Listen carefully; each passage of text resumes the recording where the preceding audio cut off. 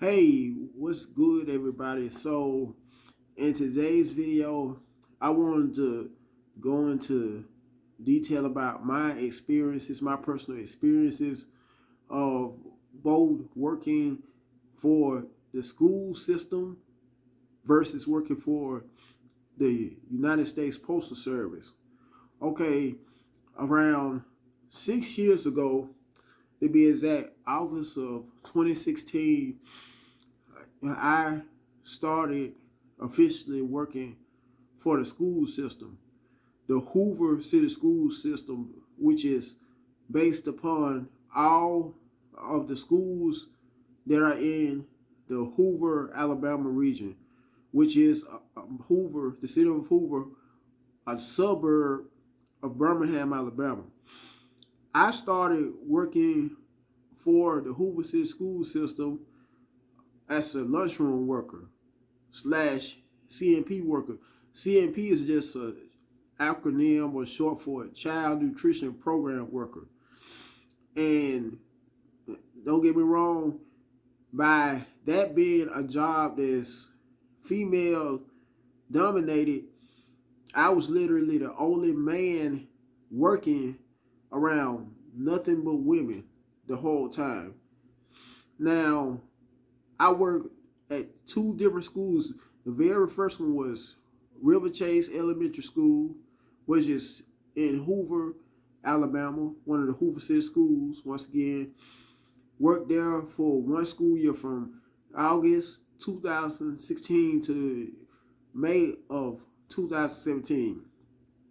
Transferred from there to a middle school by the name of Bumpus Middle School, which is another Hoover City school, by the way. And there was times when, I had a few, I guess you could say, run-ins when this one particular female worker at the very first school that I worked at, who used to um, like to stir up drama from time to time. Like used to like the one minute she would smile in your face, the next minute she would go backbiting. In other words, would go talking about you, bad mouthing you behind your back. As a matter of fact, she would even say things right where you could hear her say it. As a matter of fact, without caring whether she may have hurt your feelings or not.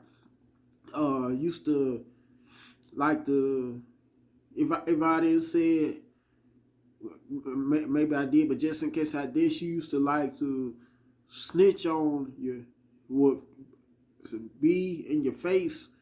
One minute smiling like she was so nice, but the next minute, or before you could turn your back, would go and snitch on you. One of those kind of people. By the way, this same female, I don't know whether she's still working for Hoover City School District, which she is.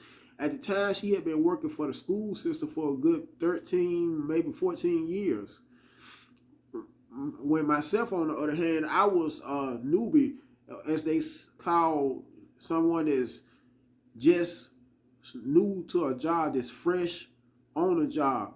You have your newbies, and then you have your veterans or seasoned employees. That your seasoned employees are employees that have been on a job for X amount of years, so much to the point where, or so long to the point where they know everything and anything about working on that same job and the workplace. Now, don't get me wrong, there are times when, unlike now, with me being a United States Postal Service employee, there are times when I sort of miss from being a school system employee due to the working environment.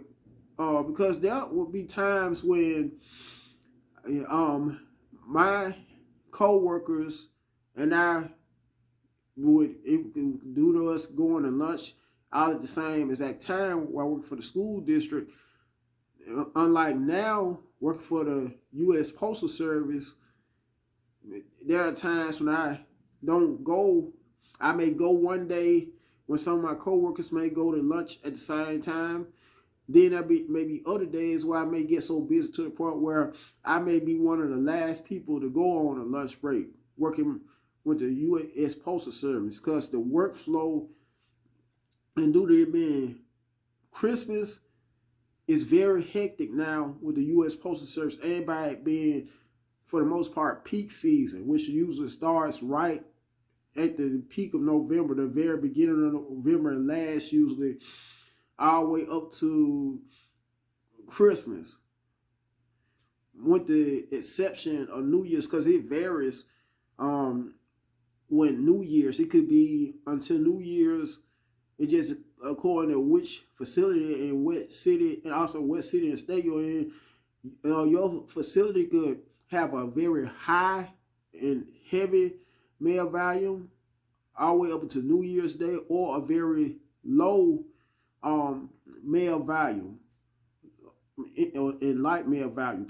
Anyway, while we're working for the school system, the Hoover City School District or system, I do recall receiving breaks, summer breaks, which were usually during the whole month of June, both June and July. And on top of that, I got paid, still got compensated those whole entire 2 months of not working. I also remember getting as long as 2 weeks off for a holiday break, specifically during from the middle of December until around the week ending New Year's Day. Still got paid. Around this time, I recall, right during the week of Thanksgiving, every year while working for the school district, having a whole week off of work on behalf of the Thanksgiving holiday break, still was able to get compensated, because those are some of the perks while working for the school system. And to be honest, anytime the teachers, and let me adjust my hat, but anytime that the teachers may get certain breaks, even when they get a certain percentage in pay, or higher up in pay, by you being part of the support staff, a lunchroom worker, whether you may be a lunchroom worker, a school counselor, also a custodian, if I'm not mistaken, all of you that are mainly part of that kind of staff, I guess you could say, every time the teachers get a raise, whether it may be as little as a 2% raise or as high as a 5% raise, then so will you be able to get a raise along with them. That's another perk of working for the school system. And no matter what city, what part of the world, if I'm not mistaken, you may work for either school district, no matter where you are, you do have those perks and privileges. Also, there are times during certain months when they may have Teachers Appreciation Month, where you anytime the teachers may get to eat from a restaurant on behalf of I think the superintendent providing meals, free meals from, for instance, it may be a restaurant such as Jimmy Nick's Barbecue, or a restaurant such as Nuke's Eatery. And how it works is one of the conference rooms of the schools, they'll have all the food served for not only the teachers on behalf of those restaurants, with the addition of snacks also, and fruit as well. Then so by you being a school system, a school district employee, you get to eat for free as well. You get during the week of spring break, which usually starts at the end of March, either the 4th or 5th week in March. The students get that whole week out of school, as well as the teachers in most cases. So do you, because I recall every year as a school system employee experiencing those privileges, both privileges and perks as well. However, there are, I guess you would call them cons. It's just according to how you like working a job, how many hours you prefer working a job, because some people like making a decent amount of money by working less hours. However, other people, on the other hand, prefer working more hours for more money. Now, unlike now, and on behalf of me working for the U.S. Postal Service, which I have been doing for a year, because I started working for the U.S. Postal Service August of last year. Now, the month right before that, I quit my job, went to the central office, the school district that I work for, central office, turned in my resignation letter. That's how it works. Anytime you may quit working for whichever school district you work for, and you may want to consider resigning from working for that school district, you have to turn in either a handwritten or a printed letter to whichever school district you work for's office, central office. So, in addition to that, mostly all my co-workers, former co-workers, even my manager from the school were pretty upset about it. I mean, because they really did like me. We were almost to the point of where we were a family. And that's what I miss also about working for the school district, how all of us, when all the females I work with around a good 6 females, including now me. With me as the only man, it was around 7 of us. If you included my lunchroom manager, along with 5 other ladies and myself, that made 7 of us. So now there, and this was at the second school I worked with. Both what I'm saying is, at the elementary school, even though there was that one female that made the environment toxic from time to time, at the very first school I worked for, the River Chase Elementary School, there were also times, on the other hand, when herself, along with all the other females at that school, and I had our moments where we would laugh and just have somehow still be able to click with one another. Even if I was the only man at that school as well, the very first school I worked at, we were still able to make the best out of it. By the way, I never did say anything sexual under any circumstance to any of the ladies I worked with. I always kept it I tried as much as possible to keep it at a very professional level and a very dignified level, because that's just how I am. That's just how I carry myself. Even on my current job, working for the U.S. Postal Service, I do all I can to keep it very professional, because I am a man of morals. Not only of morals, but integrity.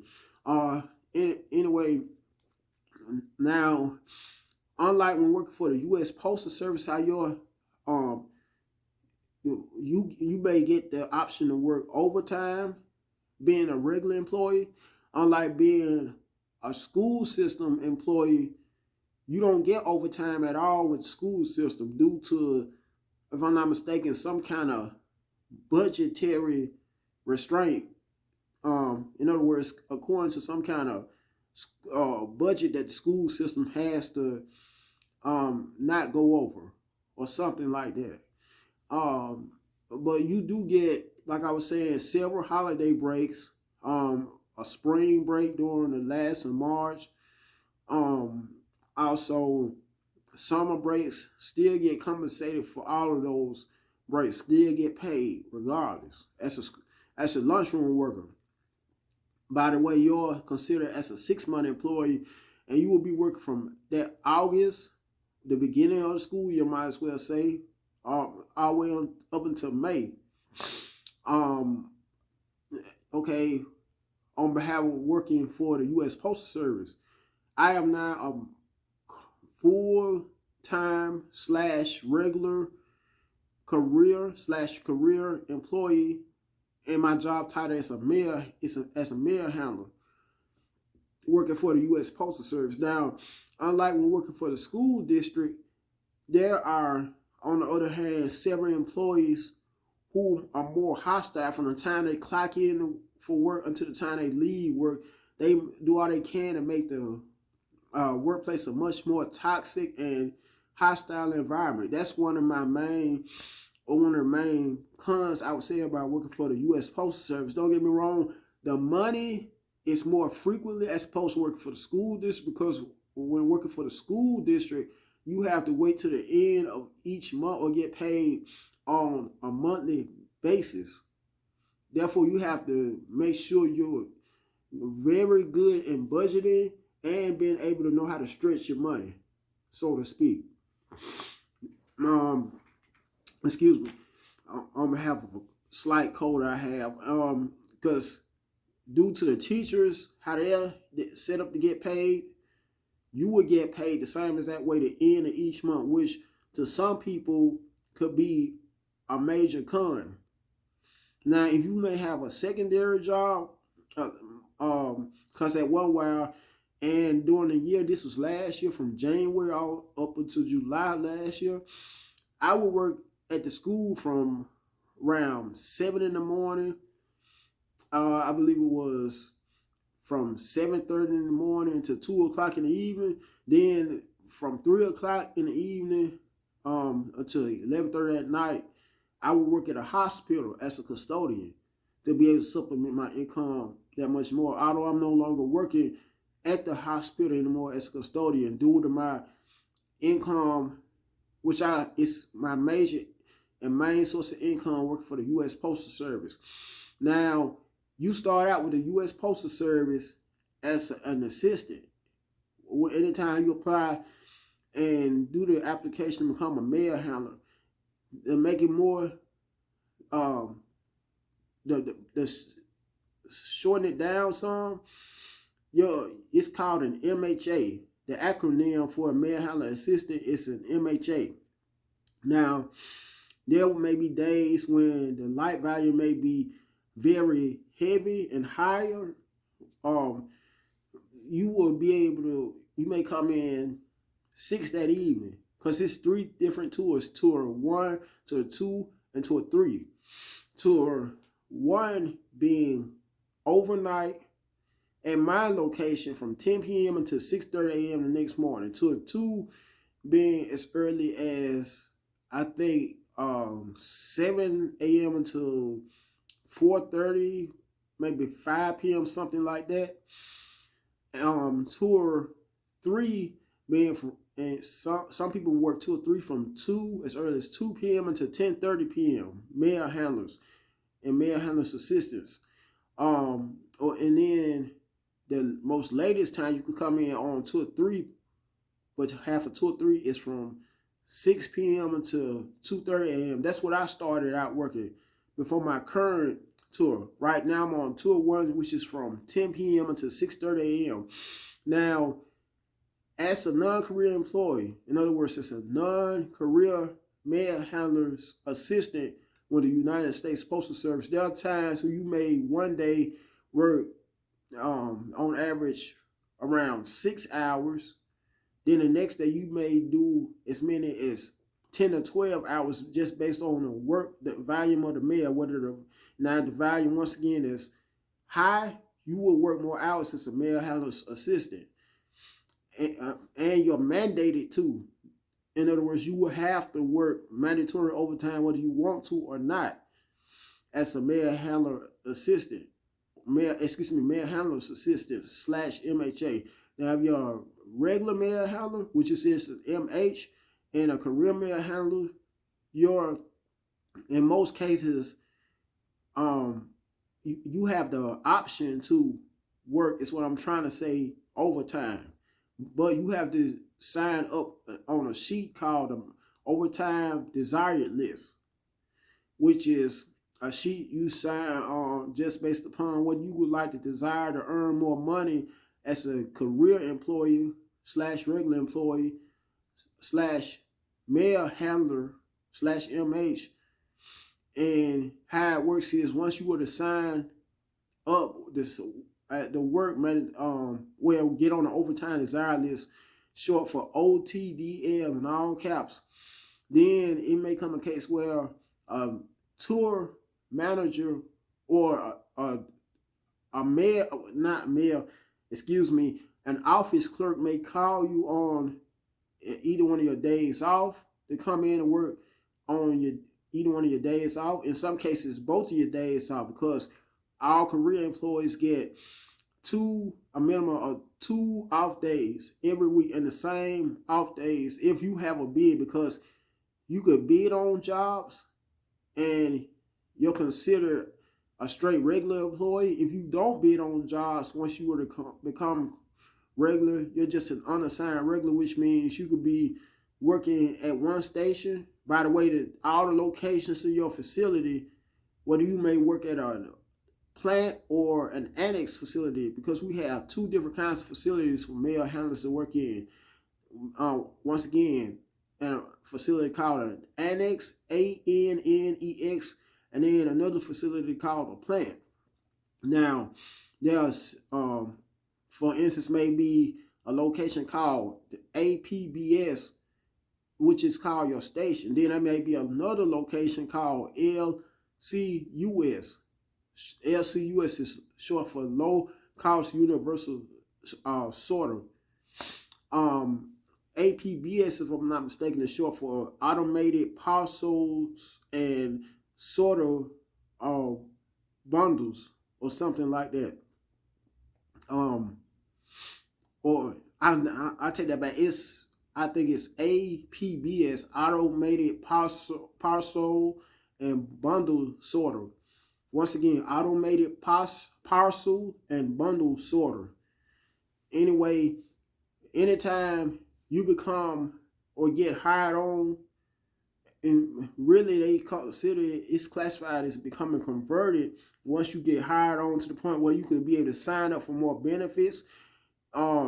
You'll also, with the U.S. Postal Service, get paid for 11 holidays, national holidays, and federal holidays out of the whole entire year. Now, as a non-career / mail handler assistant, or MHA, you will get paid for only a select few holidays out of the whole year, which is just 6. And not only that, but you don't have the option to even sign up as a mail handler's assistant on the overtime desired list if you would like to be able to work more overtime. Instead, you have to be only a career employee / MH. On top of that, you get a cost of living increase which is based upon both the consumer price index and the economy, or inflation, which is going on a lot now, very much so now. Anyway, it's called for short a COLA, in all caps, cost of living adjustment. Once again, COLA, which is short for cost of living adjustment. And you'll get that on average between 2 to 3 times out of the whole year, as well as your general raise or general salary increase, which is usually according to your pay schedule every year or every 52 weeks. You'll get an increase automatically, no matter how poor of an employee you may be as a regular employee, or how excellent of an employee. And one thing, speaking of which, that I have noticed about the pay increases with the school district as well as the U.S. Postal Service is every year you get a step increase, even with the school system. And not only that, but anytime the teachers get extra raises added on to their pay, then so do you. And you also have a pay scale chart to go by that determine what kind of pay you get with the school district, similar to the Postal Service. And if I'm not mistaken, with the school district, you have a total, with the Hoover City School District, you have, I think, a total of 12 or 13 years before your pay caps out or gets to the maximum limit as far as increases get. Therefore, you won't get any more increases in pay until the teachers may get some more increases.